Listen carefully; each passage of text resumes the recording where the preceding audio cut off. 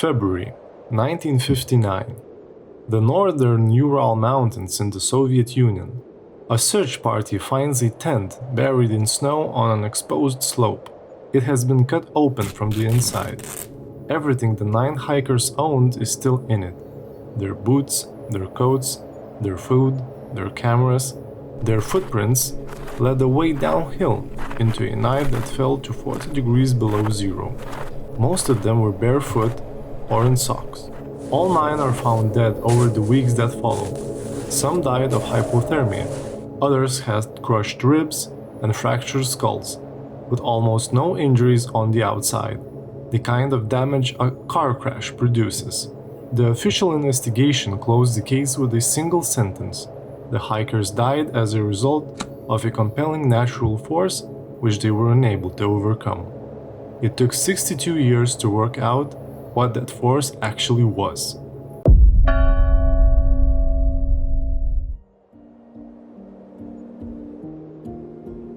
Igor Dyatlov was 23, a radio engineering student at the Urals Polytechnic Institute and a seasoned expedition leader. In January 1959, he assembled a group of 7 men and 2 women, most of them students, all of them experienced in winter conditions. Their destination was Otorten Mountain, deep in the northern Urals, in the middle of the winter. The route carried the highest difficulty rating in the Soviet system. These were not tourists who wandered into the mountains unprepared. They were among the best trained amateur hikers in the country. On the 27th of January, they set out from the abandoned settlement of Vizhe. 2 days later, one of them, Yuri Yudin, turned back with joint pain. He stood and watched the others walk north. He would be the only one to come home. We know what this group did almost hour by hour because they kept diaries and carried cameras.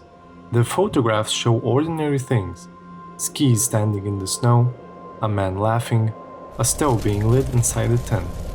On the 1st of February, they climbed onto the eastern shoulder of a mountain that the local Mansi people call Kola Tsiakl.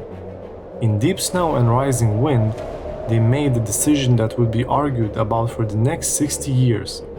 Instead of dropping down into the tree line for shelter, they pitched their tent on the open slope. It was most likely a training choice. The group had planned to practice camping at altitude. The last photograph on the roll shows the tent being dug into the snow as the light fails. Sometime that night, all 9 of them cut their way out of it and ran.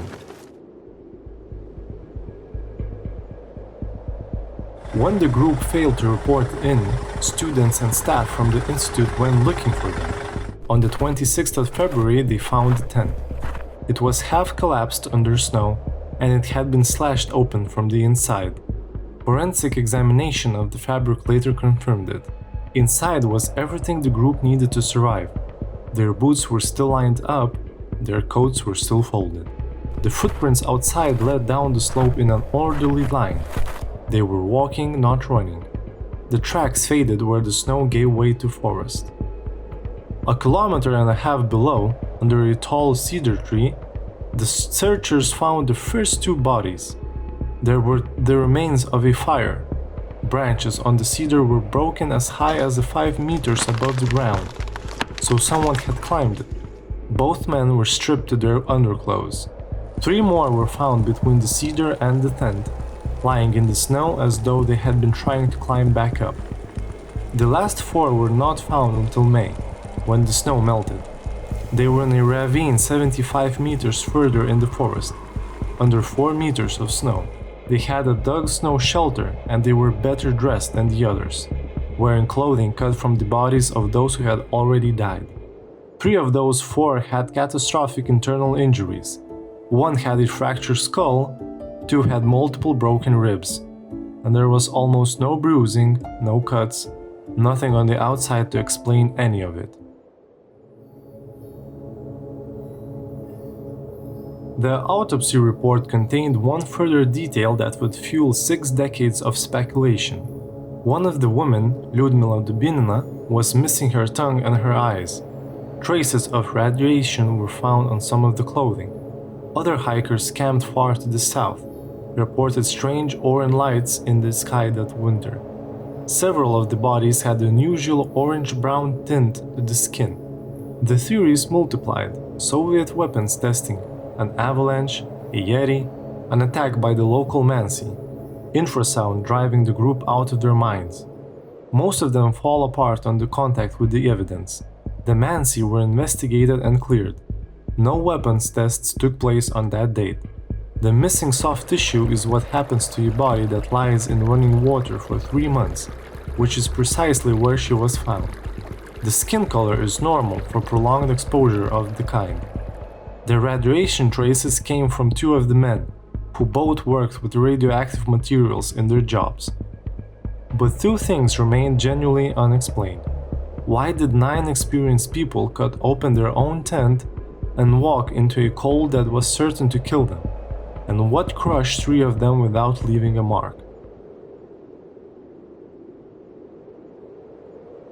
The avalanche theory had been dismissed for decades, and for reasonable sounding reasons. The slope was too shallow, no debris was found.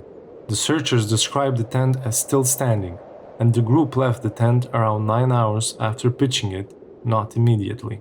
In 2021, 2 engineers, Johan Gaume and Alexander Puzrin, published a study in the journal Nature Communications that answered every one of those objections. What they modeled was not an avalanche in the way most people picture it. It was a slab release, a single block of hardened snow breaking free and sliding a short distance. The hikers had cut into the slope to pitch their tent, leaving a step in the snow above them. Catapactic winds, dense cold air pouring downhill, then loaded fresh snow onto that slope for hours. That delay is what explains the 9-hour gap. The slab that released would have been small. It could have slid a short way, come to rest, and been buried by later snowfall long before the searchers arrived. That accounts for the missing debris and the tent still standing. For the injuries, the 2 engineers used evidence that nobody had brought to this case before: crash test data from the automotive industry, measuring what happens to a human torso under a heavy, rigid load. A slab of compact snow landing on people who are lying on rigid ski equipment produces exactly this pattern: crushed ribs and fractured skulls, with the skin left intact. They cut their way out because the entrance was buried and the tent was coming down on them. They went downhill because that was where the trees were, and shelter. They died because it was minus 50 degrees and they had no boots.